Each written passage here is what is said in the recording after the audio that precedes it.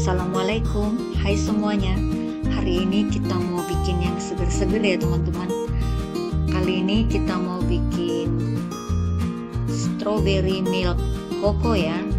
Siapkan 500 gram nata de coco, sirup koko pandan, susu UHT, dan susu kental manis. Ini semuanya nanti kita campur jadi satu ya. Jangan lupa di sini saya sudah menyiapkan strawberry ya. Ini saya menggunakan strawberry frozen ya teman-teman, karena tidak ada yang seger ya. Kalau teman-teman mau pakai strawberry yang seger boleh banget ya. Lalu tambahkan juga 1 sendok makan selasih ya.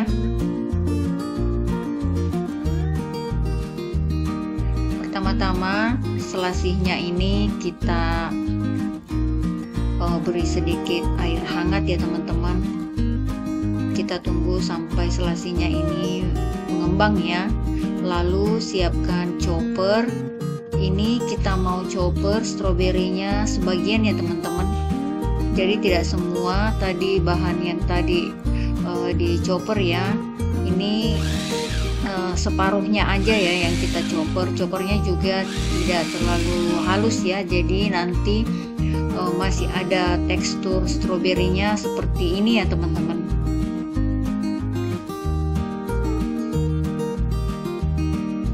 Selanjutnya siapkan bowl atau wadah ya. Ini kita masukkan stroberi yang sudah kita chopper kasar ya teman-teman. Lalu siapkan atau masukkan juga nata de coco. Kira-kira 1 bungkusnya itu saya pakai setengahnya aja teman-teman ya.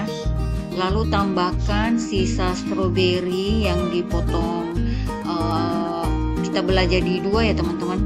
Lalu sirup koko pandannya ini kita tambahkan sesuai selera ya. Selanjutnya tambahkan juga susu kental manis menyesuaikan selera ya tingkat kemanisannya. Lalu susu UHT nya ini saya pakai separuhnya dari 1 liter ya, atau 500 ml ya. Lalu kita aduk sampai susu SKM nya atau susu kental manisnya ini tercampur rata ya teman-teman.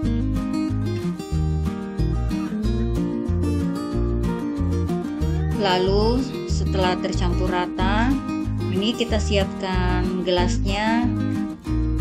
Kita masukkan secukupnya es batu ya teman-teman.